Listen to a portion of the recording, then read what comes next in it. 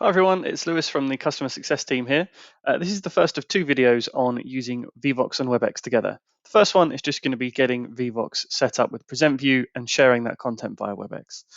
So, first thing we needed to do was create a session, which we've done here. If you go into that session and then present full screen, you'll be able to then share your content in Webex. So we've also got a Webex meeting that's already been open. So if we present our content in full screen, and then we switch across to our Webex. All we then need to do is press share, choose our screen, so in this case, screen 2, press share, and now we're sharing our present view.